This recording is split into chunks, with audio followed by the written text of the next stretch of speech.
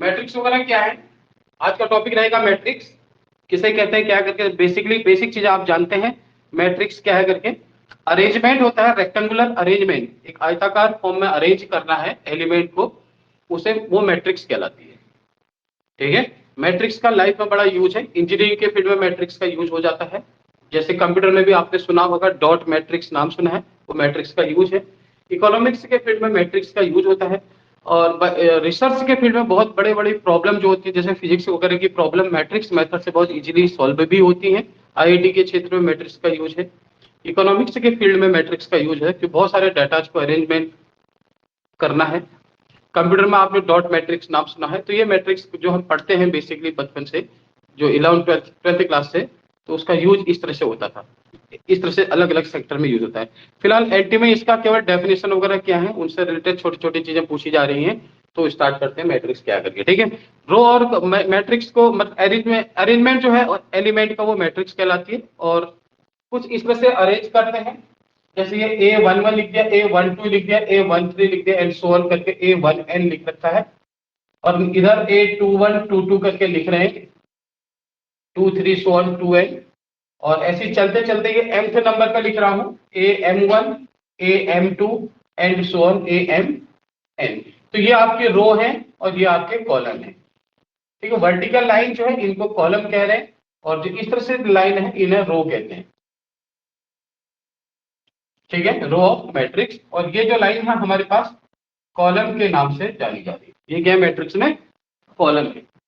ठीक है, अब जब रो और कॉलम का पता चल रहा है, तो ये इसमें अगर देखा जाए तो मैंने m नंबर तक रो लिखे, तो इसमें m रो है और n कॉलम है, तो m इंटू n यहां पर लिख दिया जाता है। तो ये मैट्रिक्स का ऑर्डर बन जाता है। इससे क्या, ये क्या बन जाता है, मैट्रिक्स में ऑर्डर बन जाता है। ऑर्डर का मतलब होता है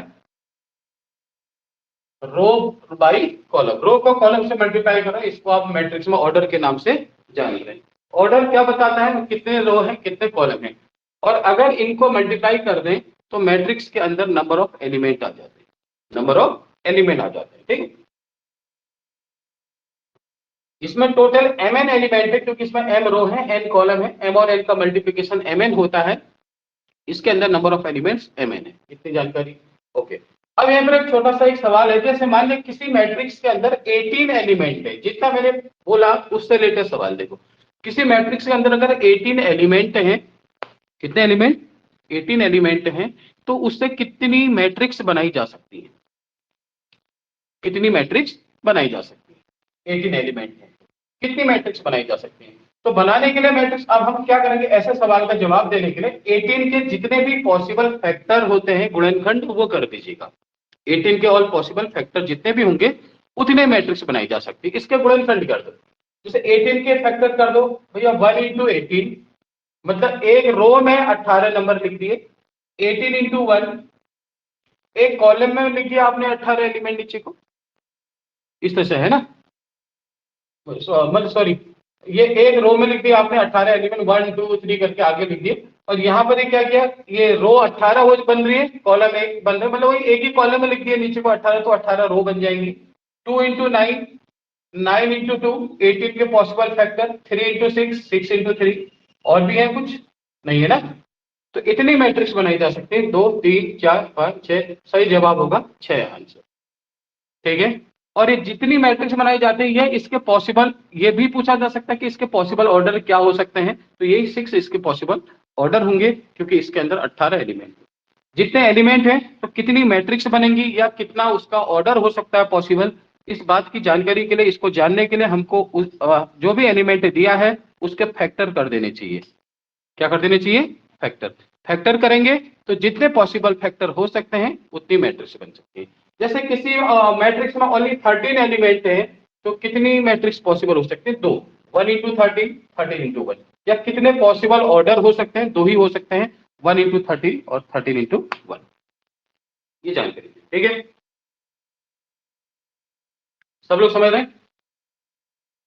अब इसके बाद आपने क्या करना है, जैसे मैट्रिक्स में ये जानकारी आपको मिलती है, तो फिर कैसे रिप्रेजेंट कर रहे हैं, बेसिकली रिप्रेजेंट करने का तरीका होता है ये Aij m क्रॉस n, इस सिंबल के साथ मैट्रिक्स को रिप्रेजेंट किया जा रहा है।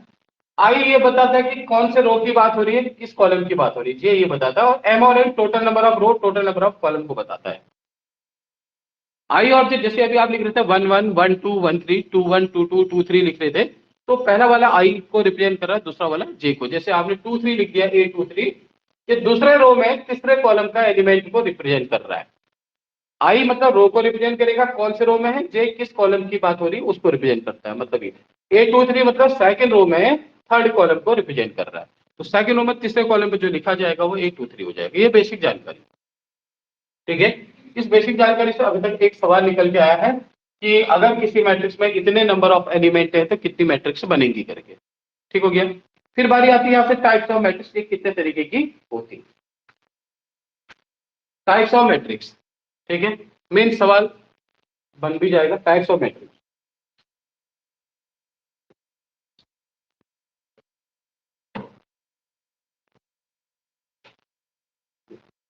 टाइप्स ऑफ मैट्रिक्स कितने तरीके की हो रही है?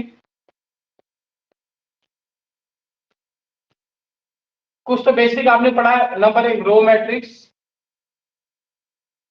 दूसरा है कॉलम मैट्रिक्स, ऐसी तीसरा आता है स्क्वायर मैट्रिक्स, बहुत ही इंपॉर्टेंट है, इसके अंदर बहुत सारी मैट्रिक्स आ जाती हैं। रो मैट्रिक्स जिसमें सिंगल रो दी होती है, कॉलम मैट्रिक्स जिसमें एक कॉलम दिया रहता है बस। ठीक है, रो मैट्रिक्स जिसमें सारे एलिमेंट केवल एक ही रो में लिख दिए, कॉलम का मतलब सारे एलिमेंट एक कॉलम में लिख दिए, ये तो आप सब लोग जानते ही हैं। स्क्वायर का मतलब जिसमें number of row and number of column equal हो जाए। जैसे कहीं पे लिख दिया A B C D E F G H I, this is your square matrix. इसका ऑर्डर सेम होता है, इसका ऑर्डर जो था जितने रो होंगे उतने ही कॉलम होंगे। इसमें 3 रो है तो कॉलम भी 3। ये थर्ड ऑर्डर की मैट्रिक्स के नाम से जानी जाएगी। ठीक है, इसके बाद फिर बारी आती है स्क्वायर के बाद आ रहा है डायगोनल मैट्रिक्स। डायगोनल मैट्रिक्स, फिर है scalar matrix, identity matrix,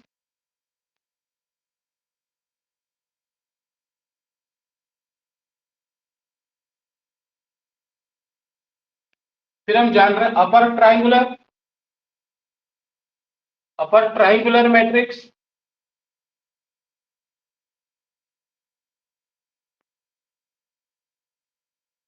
lower triangular matrix,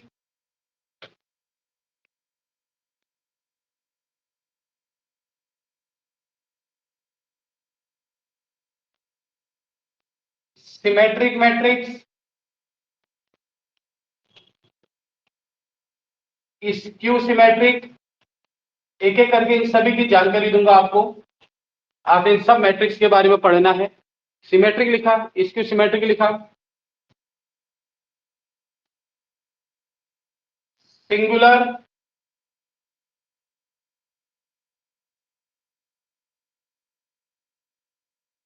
singular non singular matrix,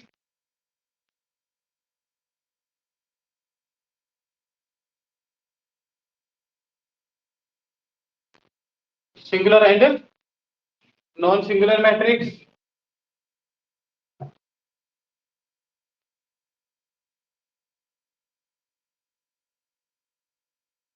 orthogonal matrix.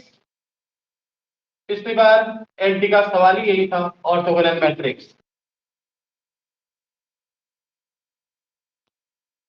N t का सवाल ये पूछा था A into A transpose equal to I, कौन सी मैट्रिक्स होगी। मतलब एक अगर ए कोई ऑर्थोगोनल मैट्रिक्स है तो 4 कंडीशन दिया हुआ था, कौन सा सही होगा। सही कंडीशन था ए इंटू ए ट्रांसपोज बराबर आई, तो ए ऑर्थोगोनल कहलाती है, ऑर्थोगोनल मैट्रिक्स। ठीक है, ये उसका ऑप्शन था। टाइप्स ऑफ मैट्रिक्स में से सवाल पूछ लिया था।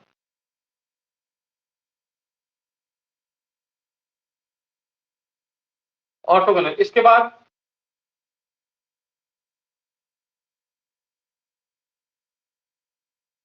Involutory matrix, idempotent matrix,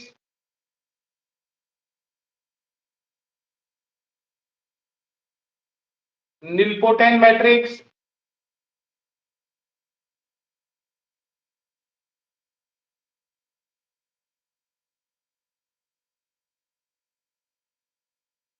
commute matrix,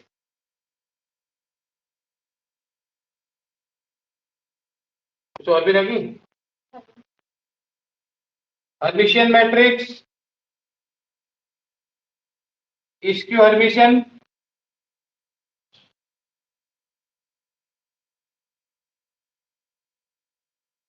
skew Hermitian matrix,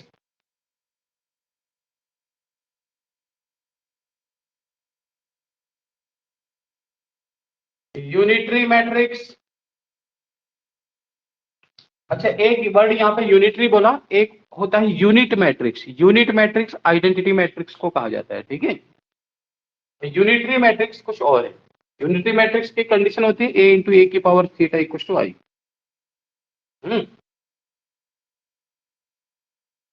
involutory, idempotent, nilpotent, ये हो गया, ठीक है। और एक है लास्ट में नल मैट्रिक्स, सारे एलिमेंट जीरो होते हैं, उसे नल मैट्रिक्स कहते हैं। ये मैंने बहुत 20 एक तरह की मैट्रिक्स आपके सामने लिख दी, ठीक है।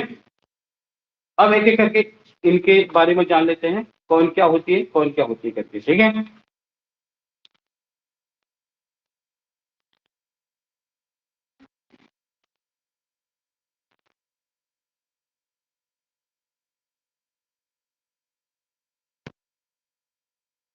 हटाएं, सबका नोट हो गया।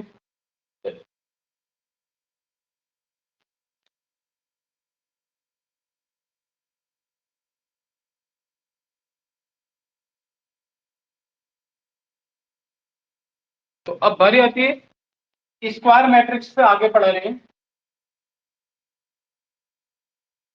थर्ड नंबर, तीसरे नंबर की जो मैट्रिक्स है उससे आगे पढ़ना है। रो और कॉलम तो सिंपल है। स्क्वायर मैट्रिक्स के बारे में कहानी है कि एक ऐसी मैट्रिक्स जिसमें number of row equal to number of column होते हैं, सभी लोग जानते हैं।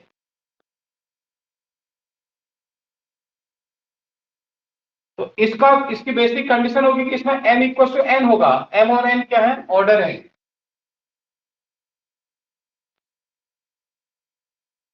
n are orders.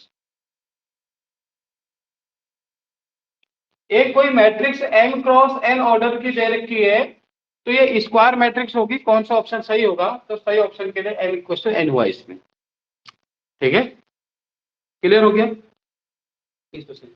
अब इसके बाद ये तो हमें स्क्वायर मैट्रिक्स जाना। स्क्वायर मैट्रिक्स में ये बहुत सारी चीजें जानेंगे। स्क्वायर मैट्रिक्स के बाद की कहानी आएगी डायगोनल मैट्रिक्स। फोर्थ नंबर पे लिखा आपने डायगोनल।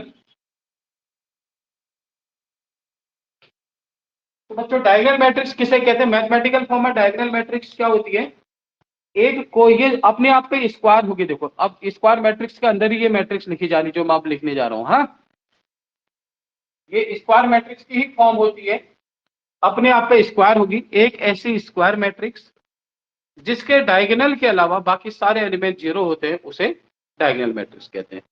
तो यानी कि डायगोनल मैट्रिक्स किसे कहते हैं, उसकी कंडीशन होगी कि कोई भी matrix A equal to A I J M cross N is called diagonal.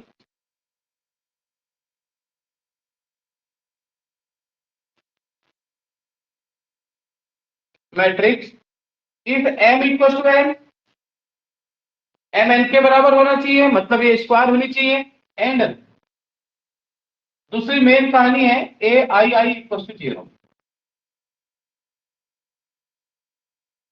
A I I zero हो जाना चाहिए, समझ गए। या फिर A J J equal to zero या A I I equal to zero, ये है अपनी आपका डायगोनल मैट्रिक्स। एक या ए ऐसी मैट्रिक्स, सॉरी क्या लिख दिया मैंने, हाँ A I J equal to zero, sorry थोड़ा बोलने में गड़बड़ होगी। A I J equal to zero, A equal to A I J, यहाँ पर आई जे है ना, ए आई जे जीरो हो जाना चाहिए और एम इक्वल टू एन होना चाहिए। इसको ध्यान से सुन लीजिएगा। एक ऐसी मैट्रिक्स डायगोनल मैट्रिक्स की कंडीशन है, ए आई जे कोई भी मैट्रिक्स दे रखी है डायगोनल कहलाएगी अगर एम इक्वल टू एन हो जाए दूसरा A I J equal to 0 हो जाएगा। आई जे का मतलब क्या हुआ, आई और जे डिफरेंट नंबर है, ठीक है। जैसे आपने कहा भाई A11 A12 A13, तो ये जो नंबर है ये आई वाला नंबर है। A21 22 23 31 32 33, आप ऐसे लिख रहे हैं। तो देखिए, तो ये वाला जो नंबर है इसके लिए आई, यहां पर आई इक्वल टू जे है, आई इक्वल टू जे है। इसके अलावा जो भी नंबर है ये आई और जे को रिप्रेजेंट कर रहा है, ये सब 0 हो जाएं, तो that means A11 0 0, A21 0 0, A22 0 0 0, A33। इस तरह की अगर मैट्रिक्स दे रखी बच्चों तो इसको आप बोलते हैं डायगोनल मैट्रिक्स। डायगोनल के अलावा जिसके सारे एलिमेंट 0 हो जाते हैं उसे डायगोनल मैट्रिक्स कहते हैं। मैथमेटिकल फॉर्म रिप्रेजेंट करने की ये होती है, आपको बेसिकली ये ध्यान रखना। सवाल आपसे ऐसे नहीं पूछेगा कि भाई बेसिक डेफिनेशन तो पता ही है ना, वो मैथमेटिकल फॉर्म में क्वेश्चन पूछेगा कि अगर मैट्रिक्स है डायगोनल कहलाएगी, कंडीशन कौन सा होगा, A I J equal to 0, A I J not equal to 0, A I equal to 0, या ए जे जे, इस तरह की कहानी बता देगा, ए जे जे इक्वल टू 0, ठीक है। तो सही ऑप्शन हुआ ए आई जे इक्वल टू 0, टिक लगाएंगे। मतलब आई और जे के डिफरेंट होने पर जहां पर ये नंबर है ये सब 0 हो जाएंगे तो डायगोनल कहलाएगी। साथ में m इक्वल टू n होगा, इसका मतलब रो ऑर्डर भी उसका सेम होना चाहिए, दैट मीन्स स्क्वायर होनी चाहिए, ठीक है। ये चलो ये है डायगोनल मैट्रिक्स।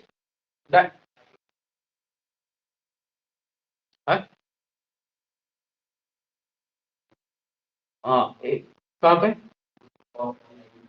हाँ ये कह सकते आई जे इक्वल टू 0 है, आई और जे इक्वल नहीं हुए, आई जे 0, आई नॉट इक्वल टू जे हुआ यहाँ पे, आई नॉट इक्वल टू जे हुआ, क्योंकि आई और जे सेम हो जाएंगे तो फिर तो डायगोनल वाले एलिमेंट बन जाते हैं। हाँ, आई और जे आपके इक्वल नहीं होंगे। डायगोनल के बाद फिर हम जान रहे हैं, अच्छा डायगोनल को आप बेसिकली ऐसे भी लिख रहे हैं डी आई ए, कहीं पे लिख दिया डी आई ए 2 3 4, क्या मतलब दिया, डी आई ए जी लिख दिया है 2 3 4, इसका मतलब हुआ 2 0 0 0 3 0 0 0 4, डायगोनल में 2 3 4 लिखना है, बाकी 0 हुए, इसका मतलब ये होगा। अगर डायगोनल 2 3 4 कहीं पर लिखा है तो इसका मतलब डायगोनल के एलिमेंट 2 3 4 है, बाकी एलिमेंट 0 है, ये मतलब होता है इसका, ठीक है।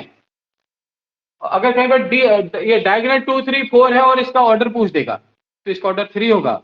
डायगोनल में 3 एलिमेंट है तो इसका मतलब 3 रो बन चुकी है उसमें। डायगोनल कहीं पर लिख दिया 2 3 4 एंड सो ऑन, ऐसे एन तक लिख दिया और इसका ऑर्डर पूछ दिया, ठीक है। तो कितने एलिमेंट है इसमें, एन नहीं है, n-1 है, ये तो ध्यान रखना है। कितने एलिमेंट है, n-1। इसका ऑर्डर पूछेगा आपसे क्या है, तो ऑर्डर क्या होगा इसका n-1, टोटल n-1 नंबर है इसमें। कितने नंबर है टोटल, अरे काउंटिंग n2 से शुरू कर देखिए, n-1 नंबर है तो इसलिए इसका ऑर्डर n-1 होगा, ठीक है। डायगोनल के में पूछे जाने वाले सवाल कैसे पूछा जा सकता है, अगर डायगोनल में लिख दिया आपके पास डी आई ए जी 1, अगर 1 से लेके n तक लिख दिया है तो आप इसका ऑर्डर n हो जाएगा। लेकिन अगर 1 से ना लिख के या ये 2 से स्टार्ट कर दिया तो ऑर्डर इसका n-1 होगा फिर, क्योंकि इतनी रो बनेंगी, ये डायगोनल में लिखे जा रहे हैं तो इतने डायगोनल मतलब डायगोनल में n-1 एलिमेंट है, डायगोनल में जितने एलिमेंट होंगे वही उसका ऑर्डर भी होता है।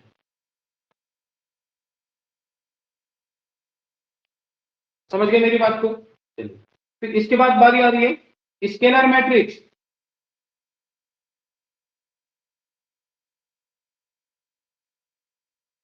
स्केलर मैट्रिक्स क्या होती है तो लिखिए, स्क्वायर में अगला है स्केलर मैट्रिक्स, इसके बारे में जानते हैं, देखो लिखिएगा, और square matrix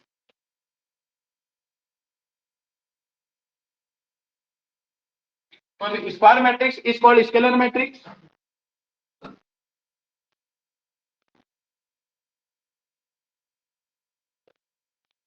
is called scalar matrix.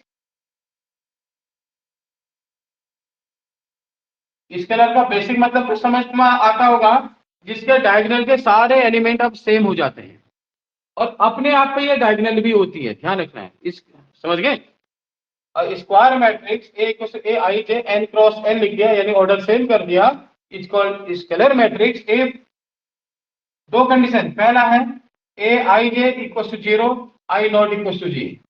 मतलब इसका क्या मतलब है, ये डायगोनल होनी चाहिए। दूसरा, A I J equal to constant for I equal to J. I equal to J के लिए ये इसकी वैल्यू एक कांस्टेंट हो जानी चाहिए।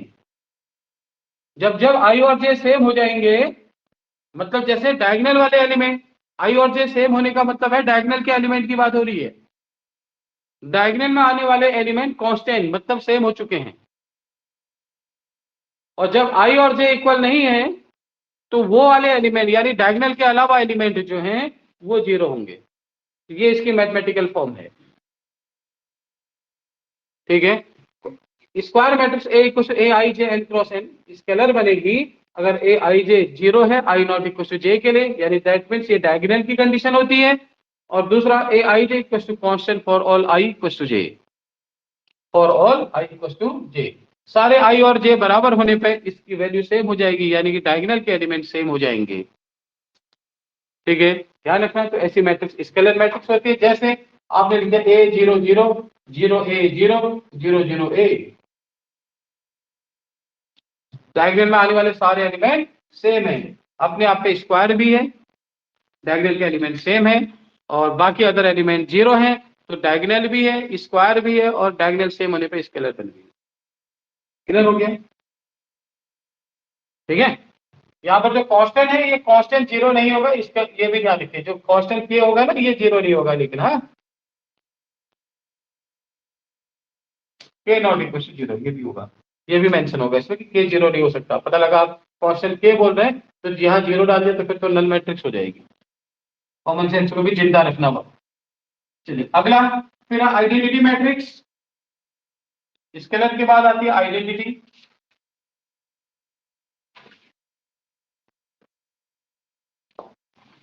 आइडेंटिटी मैट्रिक्स,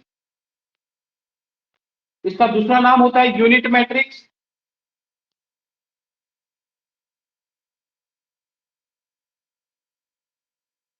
आइडेंटिटी को यूएनआईटी यूनिट मैट्रिक्स के नाम से भी जानते हैं। देखो, square matrix A equal to A I J N cross N is called identity.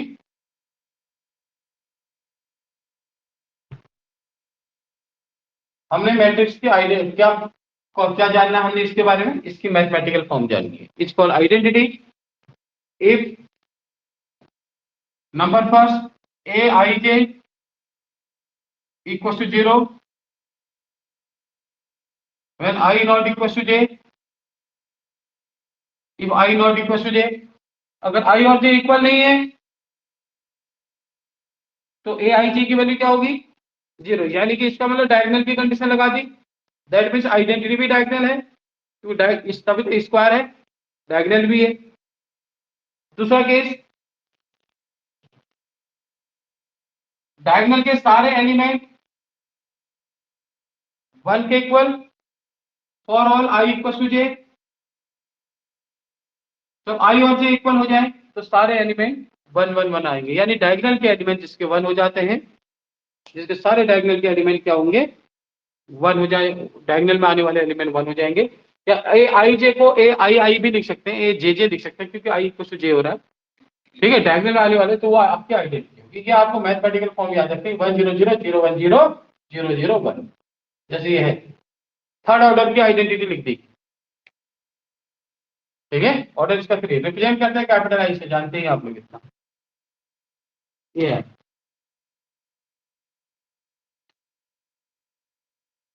इसका दूसरा नाम है यूनिट मैट्रिक्स, ठीक है। चलिए, इसके बाद बारी आ रही है अपर ट्रायंगुलर में। फिर क्या लिखा है, यदि क्या है अपर ट्रायंगुलर। अपर ट्रायंगुलर की कंडीशन याद रखनी है,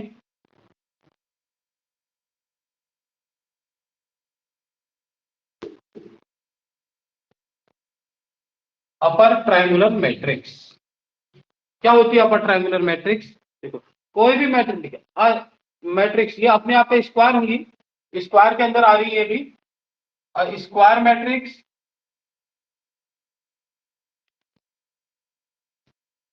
A equal to A I J N cross N. मैंने स्क्वायर का मतलब अगर m क्रॉस n करेंगे तो m इक्वल टू n, सीधे n क्रॉस n लिख दिया।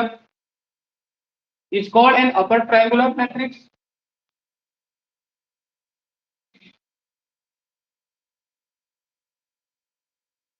Upper triangular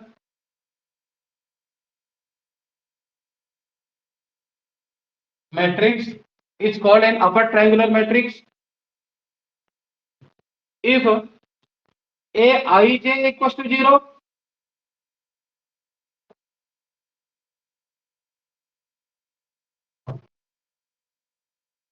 for all I greater than j। ये है इसकी mathematical condition. aij equals to 0 for all I is greater than 0। जब जब i j से बड़ा होगा इसके सारे एलिमेंट जीरो जीरो हो जाएंगे। ए आई जे जीरो, जैसे फॉर एग्जांपल आपने क्या लिखा ना, मैट्रिक्स को आप ऐसे रिप्रेजेंट करते हैं 1 1 1 2 1 3। एक थर्ड ऑर्डर के लिख रहा हूं मैं, 2 1 2 2 2 3 3 1 3 2 3 3। अब इसमें वो वाले एलिमेंट जीरो होंगे जहां पर आई जे से बड़ा होगा। आई यानी पहला नंबर, जैसे 1 1 लिख रहे हैं तो आई और जे दोनों सेम है, तो ये 1 1 ही रहेगा, ये 1 1 ही रहेगा। ठीक है, 1 2 लिखा, आई छोटा है जैसे देखिए तो ये ए 1 2 का ही रहेगा, ए 1 3 यही रहेगा। लेकिन यहां पर देखो आई जैसे बड़ा हो गया तो इसकी वैल्यू जीरो होगी। टू ए टू टू ऐसा ही रहेगा क्योंकि 2 और 2 सेम है। ए 2 3 भी ऐसे ही रहेगा क्योंकि 2 छोटा है 3 से। 3 1 आई बड़ा है जैसे देखो, 3 2 आई बड़ा है जैसे ए 3। मतलब जो डायगोनल है ना, उस डायगोनल के नीचे के एलिमेंट जीरो हो जाते हैं, तो अपर ट्रायंगुलर के नाम से जानी जाती है मैट्रिक्स। डायगोनल के ऊपर नहीं, डायगोनल के नीचे के एलिमेंट अगर जीरो हो जाए तो इसको अपर ट्रायंगुलर कहलाती है। इसको क्या बोलते हैं हम? Upper triangular. क्लियर? अपने आप पे क्या होंगी? स्क्वायर होंगी। अभी सब स्क्वायर मैट्रिक्स के बाद अभी जितनी भी पढ़ाई जा रही ये सब स्क्वायर मैट्रिक्स के अंदर ही आ रही है, सब स्क्वायर सब होंगी। हाँ, इसका कोई भी स्क्वायर मैट्रिक्स को अपर ट्रायंगुलर कहेंगे। तो ये मैथमेटिकल फॉर्म है, ए आई जे जीरो होगा for all I equals to J. बस यहीं पर ऑप्शन बनेंगे आपके पास 3 4। अगर मैट्रिक्स ये मैट्रिक्स अगर एग्जाम आ गई तो ये इन्हीं में से ऑप्शन होगा, I greater than zero, I greater than equals to J, मतलब सॉरी ऑप्शन इस तरह से पूछेगा, I greater than zero, I greater than equals to J, I less than J, less than equals to J, इस तरह की बातें करेगा। राइट? ठीक है, तो ए आई जे जीरो होगा for all I greater than J के लिए बस। फिर जब अपर पढ़ा, इसके जस्ट बाद लोअर और इसी का just opposite lower triangular. Lower triangular में क्या होगा? A I J equal to zero for all I less than J. अगर आई जे से छोटा होगा तो ऐसे एलिमेंट्स की वैल्यू जीरो हो जाएगी जहां पर आई जे से छोटा होगा, तो मैट्रिक्स लोअर ट्रायंगुलर के नाम से जानी जाएगी। इसके नाम से लोअर ट्रायंगुलर के नाम से। ठीक है, फॉर एग्जाम्पल जैसे अभी तो आपने ए 1 1 ऐसे रहा, ए 1 2 जीरो हो जाएगा, ए 1 3 जीरो हो जाएगा क्योंकि 1 2 और 1 3 अगर आप देखेंगे तो 1 छोटा है 2 से, 1 3 में भी 1 छोटा होगा 3 से। फिर ए 2 1 ऐसे ही आएगा, 2 2 ऐसे ही आएगा, 2 3 ए 2 2 ऐसे आएगा, 2 3 जीरो। ए 3 1 यहाँ आई बड़ा हो रहा है, ए 3 2 यहाँ भी आई बड़ा हो रहा है, ए 3 3 यहाँ सेम हो जा रहा है। तो डायगोनल के ऊपर के एलिमेंट जीरो हो रहे हैं तो इसको लोअर ट्रायंगुलर नाम दिया जा रहा है, और ये इसकी मैथमेटिकल कंडीशन है जो आपको याद रखनी है। लोअर ट्रायंगुलर के लिए आई लेस देन जे होने पे और ए आई जे जीरो हो जाते हैं। क्लियर हो गया? फिर क्या लिखा है? अगली मैट्रिक्स क्या लिखी है? सिमेट्रिक एंड स्किस्टोमेट्रिक ना। चलिए, सिमेट्रिक मैट्रिक्स कंडीशन लिखो। अब matrix A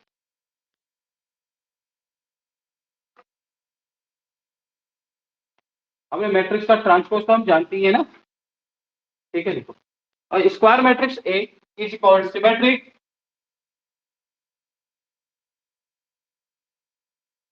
square matrix A is called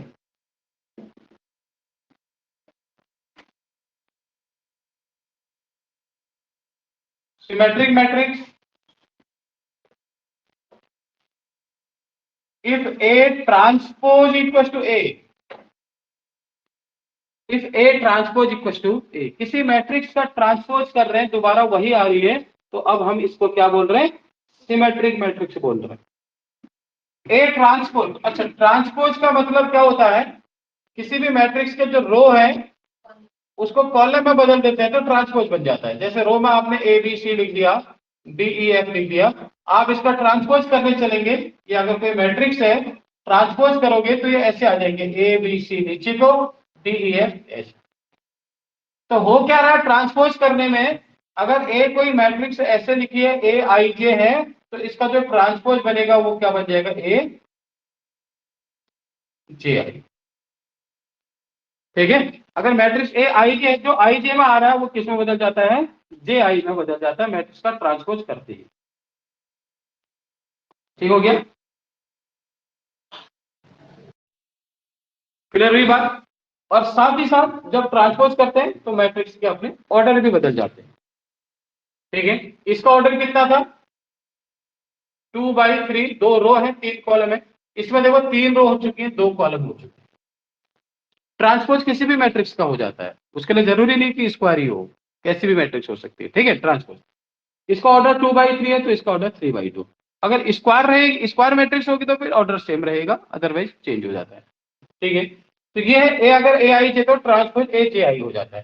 तो यहां पर क्या है, अब सिमेट्रिक मैट्रिक्स के बारे में जब जान रहे हैं तो A I J equal to A I जे, यहां पर दोनों को इक्वल हो जाने चाहिए, that means A I J equal to क्या हो जाना चाहिए, ए जे आई, ये इसकी मैथमेटिकल फॉर्म होगी, A I J equal to A J I,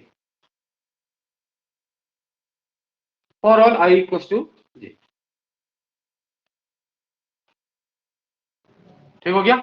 A I J equal to A J आई हो जाए तो मैट्रिक्स क्या बन जाती है, सिमेट्रिक।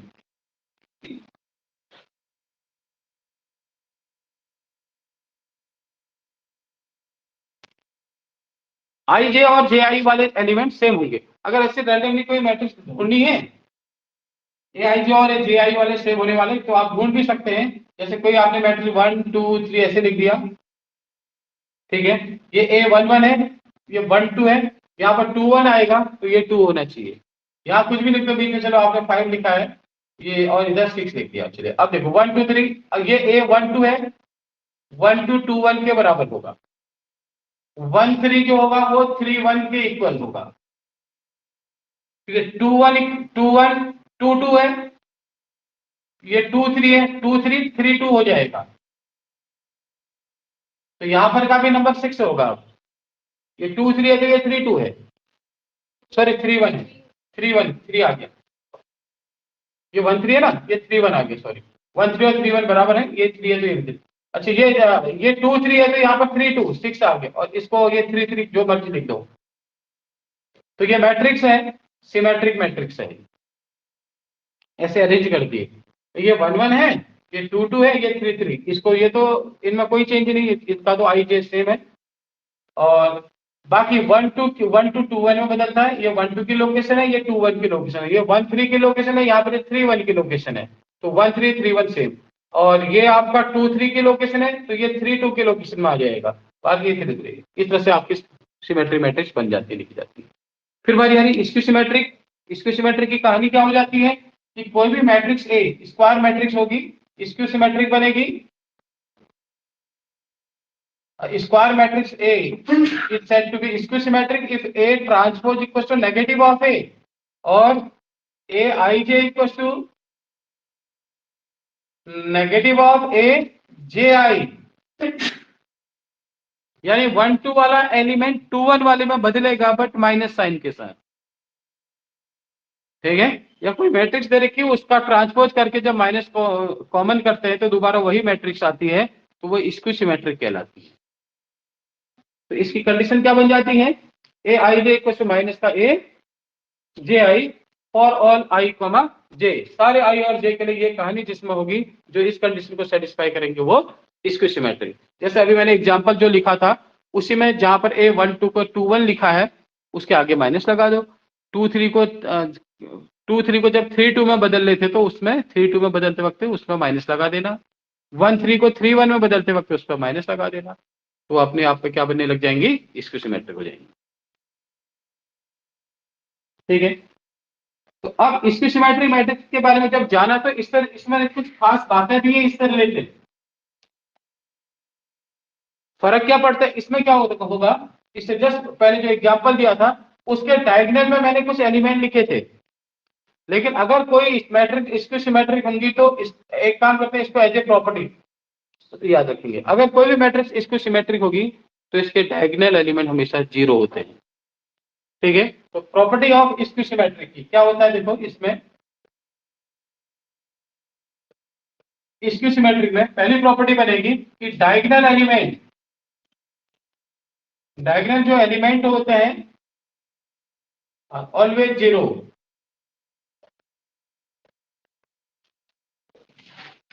स्क्यू सिमेट्रिक मैट्रिक्स के डायगोनल के एलिमेंट हमेशा 0 होते हैं, मेन डायगोनल के एलिमेंट जो आएंगे। ठीक है, स्क्यू सिमेट्रिक के डायगोनल के एलिमेंट क्या होंगे, हमेशा 0 होंगे।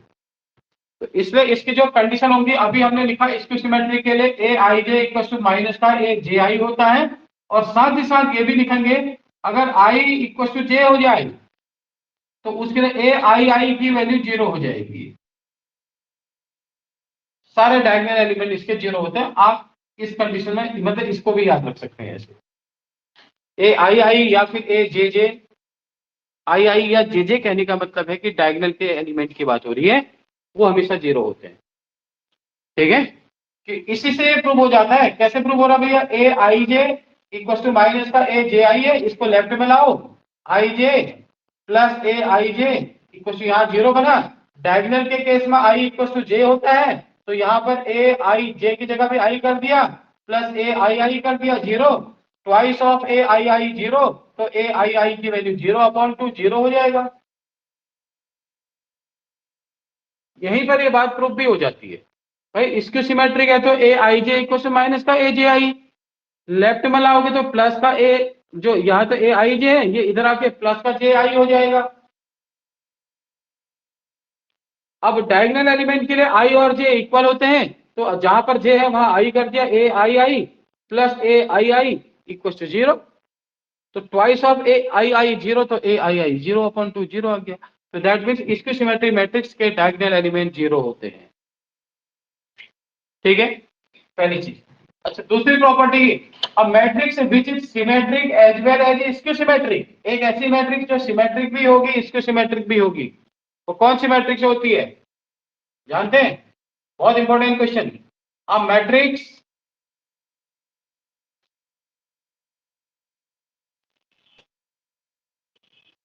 विच इज सिमेट्रिक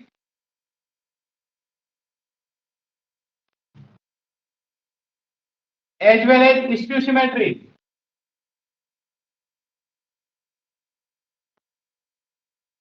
उसका नाम क्या होता है, इट्स कॉल्ड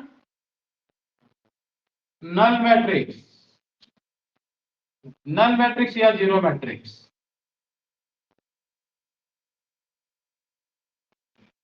शून्य आव्यूह, एक मैट्रिक्स जो सममित भी है और विषम सममित भी है, स्क्यू सिमेट्रिक विषम सममित, तो ऐसी आव्यूह जो होती है वो शून्य मैट्रिक्स जीरो मैट्रिक्स के नाम से जानी जाती है। Matrix which is symmetric as well as skew symmetric is called zero matrix.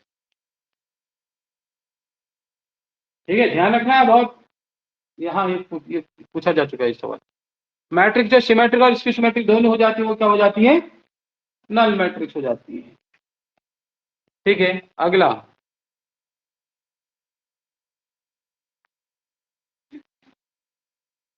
एक प्रॉपर्टी और लिख लेना, सिमेट्री स्क्यू सिमेट्रिक में उसको ऐड कर देते हैं।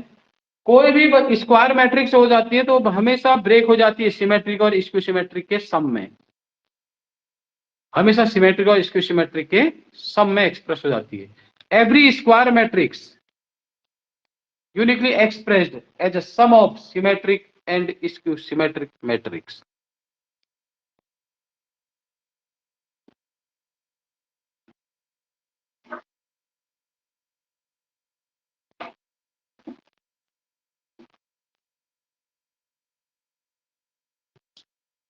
लिख दिया? Every square matrix can be uniquely expressed as a sum of symmetric and skew symmetric matrix.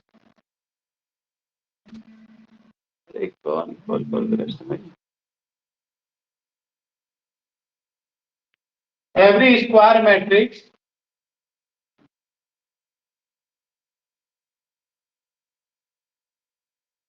can be expressed as a sum of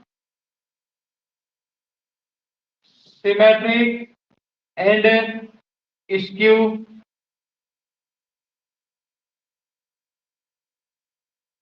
symmetric matrix. किसी भी स्क्वायर मैट्रिक्स को सिमेट्रिक और स्क्यू सिमेट्रिक मैट्रिक्स के सम में लिखा जा सकता है। ठीक है, सभी लोग जान रहे हैं, है ना? हटा दें। अगला, अब देखो, अच्छा ये इसमें कैसे लिखते हैं, थोड़ा इससे बहुत इंपॉर्टेंट रिजल्ट आने वाला है। देखो अब कैसे लिख दिया जाता है किसी भी मैट्रिक्स को सिमेट्रिक और स्क्यू सिमेट्रिक में। जैसे ए मान लिया कोई स्क्वायर मैट्रिक्स है, तो इसको आप ऐसे लिख सकते हैं 1/2 ए प्लस ए, मतलब ए को आप ये लिख सकते हैं, देखो क्या, ए प्लस हाफ ए प्लस हाफ ए लिख सकते हैं। a/2 मिला के ए आएगा। अपनी ओर से ए ट्रांसपोज हाफ ए, यानी ए ट्रांसपोज के आधा आधा ए हो गया, हाफ ए ट्रांसपोज ऐड भी कर दो, हाफ ए ट्रांसपोज सब्ट्रैक्ट भी कर दो।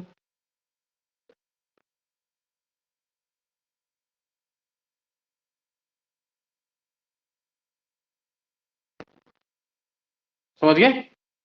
इतना आया। तो अब इन दोनों को एक साथ कर दो, तो half A plus A transpose आएगा। इन दोनों को एक साथ कर दो, half A minus A transpose,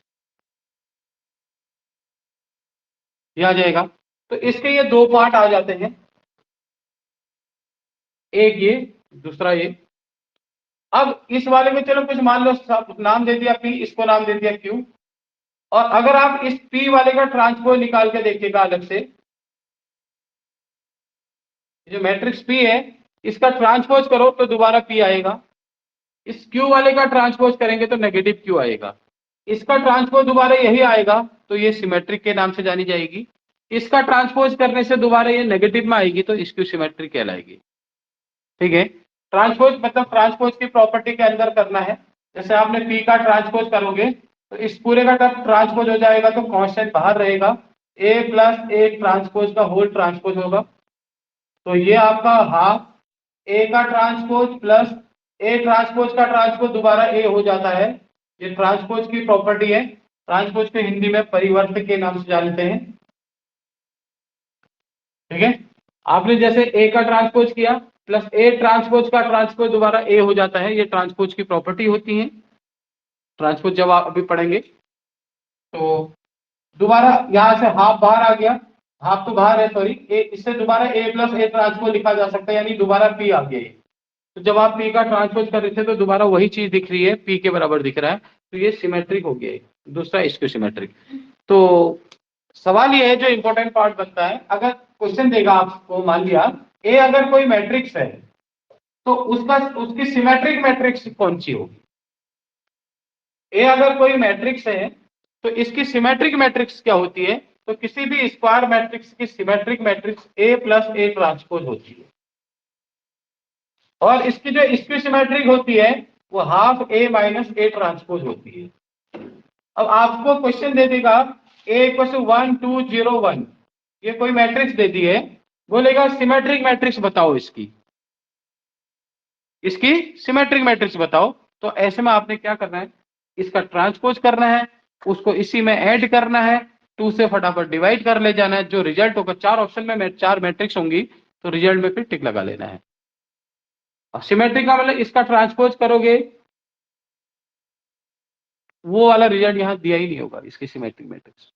तो कहा ए अगर कोई मैट्रिक्स है तो इसकी सिमेट्रिक कैसे लिखते हैं, half A plus A transpose से, क्योंकि अपने आप का स्क्वायर मैट्रिक्स है। इसकी सिमेट्रिक मैट्रिक्स लिखो बोलेगा, तो किसी भी मैट्रिक्स की सिमेट्रिक कौन सी मैट्रिक्स होगी, half A plus A transpose, इस फॉर्मूले से बनेगी। और इसकी सिमेट्रिक क्या बनेगी, half A minus A transpose से बनेगी। ठीक है, अभी बात समझ में, समझ गए मेरी बात को। अलग अलग करके दिए होंगे, इसका ट्रांसपोज करके भी लिखा होगा, अलग तरीके से भी लिखा होगा। ठीक है, तो देखना 2-3 तरीके से मैट्रिक्स लिखी होंगी, उनमें कौन सा सही होगा ढूंढने के लिए ये ट्रिक अपनाना है। किसी भी मैट्रिक्स की सिमेट्रिक्स लिखनी है तो half A plus A transpose से, और इसकी सिमेट्रिक लिखनी है तो half A minus A transpose से।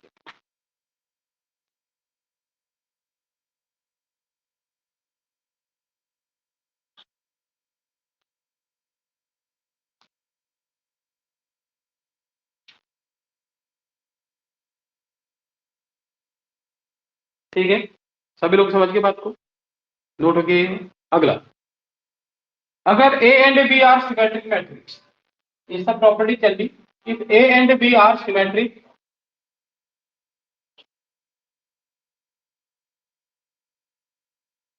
मैट्रिक्स, अगर दो मैट्रिक्स ए और बी सिमेट्रिक है, then number first A plus B is also symmetric, दो सिमेट्रिक मैट्रिक्स का सम सिमेट्रिक होता है। दूसरा, ए बी माइनस बी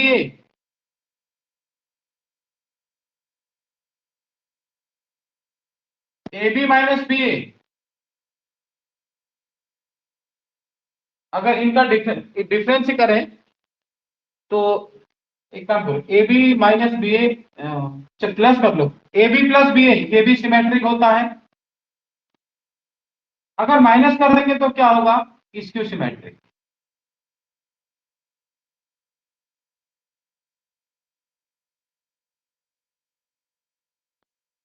ये 3 property.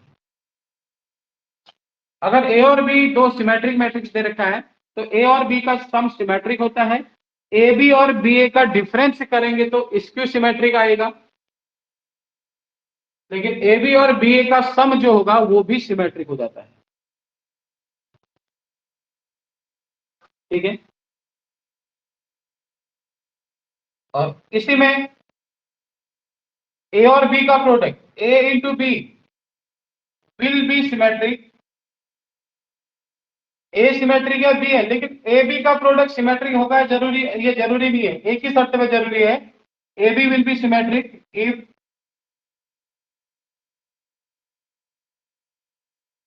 A and B are commute matrix. A and B are commute, commute से मतलब है कि ए और बी जो है कॉम्यूटेटिव प्रॉपर्टी को फॉलो करे, यानी A B equal to B A B equal to B अगर हो तभी ए और दो सिमेट्रिक मैट्रिक्स का प्रोडक्ट सिमेट्रिक होगा, अदरवाइज नहीं। ठीक है, दो मैट्रिक्स ए और बी का प्रोडक्ट सिमेट्रिक कब होगा, जब ए और बी दोनों अपने आप में कॉम्यूट मैट्रिक्स हो जाए, यानी कि कॉम्यूट का मतलब ही कॉम्यूट, लास्ट में मैंने टाइप्स ऑफ मैट्रिक्स में भी लिखा है, यही होता है कॉम्यूट मैट्रिक्स कंडीशन कि A into B equal to B into A, दो मैट्रिक्स ए और बी का प्रोडक्ट अगर A B equal to B equal आ जाता है तो वो कॉम्यूट कहलाती है। ऐसे केस में अगर वो दोनों मैट्रिक्स सिमेट्रिक हैं तो इनका प्रोडक्ट भी सिमेट्रिक हो जाता है। ठीक है,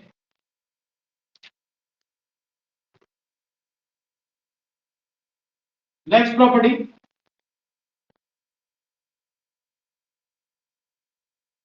इसमें अगली property, positive integral powers, all positive integral powers all positive integral powers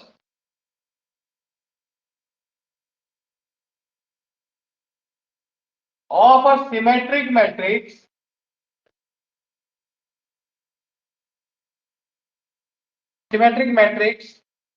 are symmetric.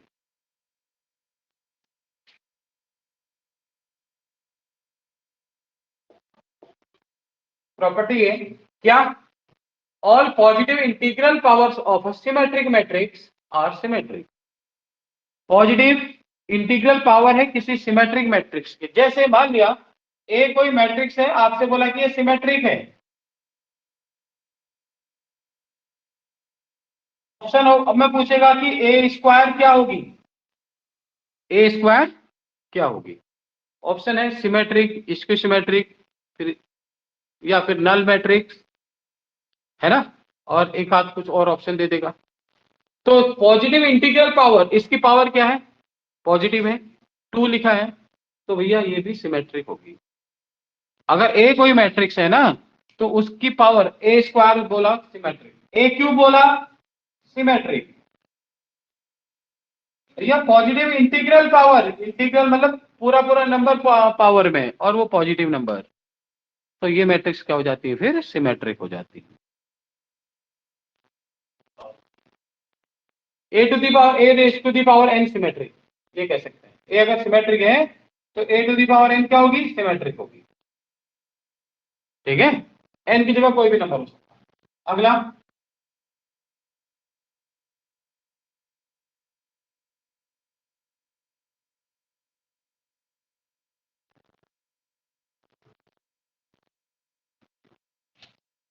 Positive odd integral power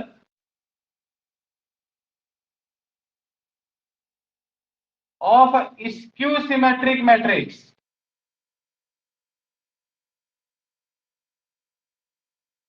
positive odd integral power, देखो ऑड पावर की बात हो रही है। अब मैं स्क्यू सिमेट्रिक, सिमेट्रिक में ऑड हो या इवन हो पॉजिटिव होना चाहिए, रिजल्ट सिमेट्रिक होता है। लेकिन जैसे आप स्क्यू सिमेट्रिक पढ़ेंगे तो स्क्यू सिमेट्रिक की जो ऑड पावर चलेंगी, स्क्यू सिमेट्रिक की जो ऑड पावर आएंगी, वो हमेशा स्क्यू सिमेट्रिक होंगी। वो क्या होंगी? स्क्यू होंगी। Positive odd integral power of skew symmetric matrix are skew symmetric.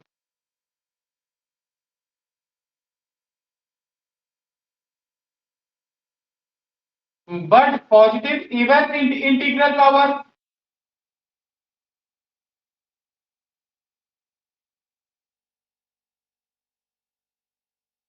of skew symmetric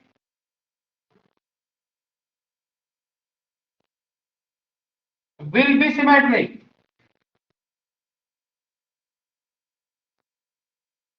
लो बच्चों, अगर इवन पावर कर देंगे किसी स्क्यू सिमेट्रिक की, तो वो सिमेट्रिक आएंगी। वो क्या आएंगी? सिमेट्रिक।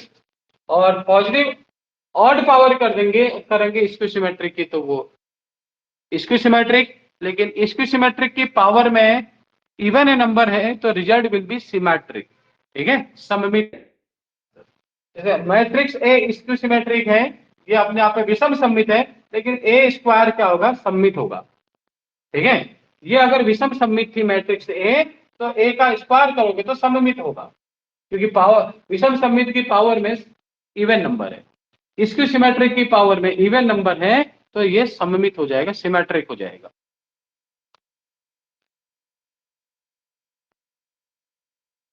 ठीक है, और ये तो बता ही रखा है, मैट्रिक्स जो सिमेट्री स्क्यू सिमेट्रिक दोनों होती है वो क्या है? Null matrix. एक ऐसी मैट्रिक्स जो सिमेट्रिक और स्क्यू सिमेट्रिक दोनों हो जाती है, वो क्या होती है? नल मैट्रिक्स हो जाती है। सभी लोग समझ गए?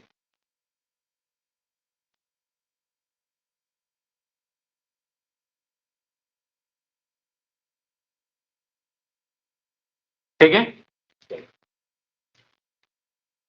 अभी मैंने अब जितना पढ़ा है उसमें एक क्वेश्चन और इम्पोर्टेंट क्वेश्चन आपसे पूछूं। ठीक है, टाइम क्या होगा? 11:30। अब जाने का टाइम हो रहा है। जाते जाते आपसे एक क्वेश्चन सबसे पूछे, ए अगर कोई मैट्रिक्स लिखी हुई है बच्चों,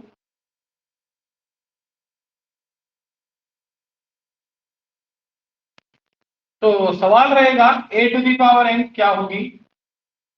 आपके पास ऑप्शन है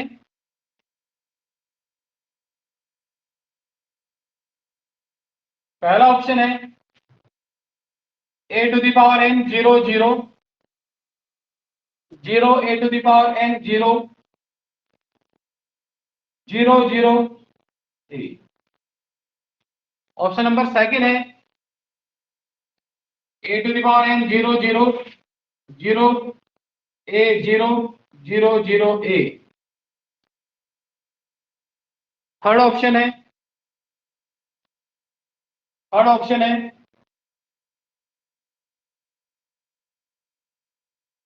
n a 0 0 0 n a 0 0 0 n a।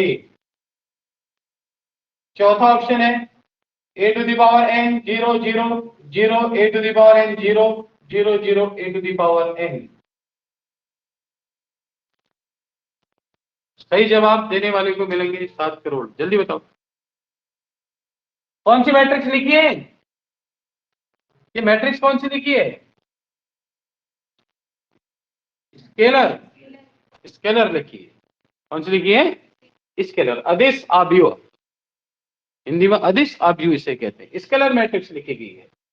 तो a की पावर n पूछा है तो मतलब a को a से इंटू करते जाएंगे n बार, राइट। तो n बार तो n तो कुछ भी हो सकता है भाई, तो आप 2 बार 3 बार मल्टीप्लाई करके सिमिलरली में चले जाते हैं। तो इसका रिजल्ट आता है a की पावर n, a की पावर n, a की पावर। ऑप्शन नंबर डी इसका सही आंसर।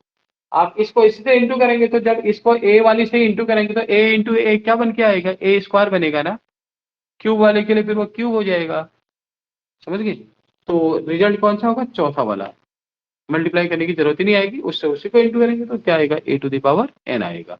स्केलर मैट्रिक्स की प्रॉपर्टी में हो जाता है, अगर कोई मैट्रिक्स स्केलर है तो उसकी पावर जितनी उसकी पावर होगी तो रिजल्टेंट मैट्रिक्स की में उस एलिमेंट की पावर में उतना नंबर आ जाएगा। ठीक है ये। तो इसके बाद अभी हमने आज इस सिमेट्रिक, इसको सिमेट्रिक तक किया, इससे आगे की फिर कहानी कल इसको कंप्लीट करते हैं। ठीक है, जितना मैट्रिक्स में बताया बहुत इंपॉर्टेंट पार्ट था और क्वेश्चन आना ही आना है, ध्यान से पढ़िएगा। ठीक है, थोड़ा बहुत घर में भी पढ़िएगा। ट्रांसपोज वगैरह क्या है, इन्हीं जो आपको बता रखे इनका रिवाइज करेगा, इनसे रिलेटेड क्वेश्चन वगैरह छोटे छोटे क्वेश्चन भी जो है वो करते रहिएगा। ठीक है, और अधिकतर प्रॉपर्टी बेस्ड क्वेश्चन मैट्रिक्स में से बनेगा। चलो तब तक के लिए आप सभी को शुभकामनाएं।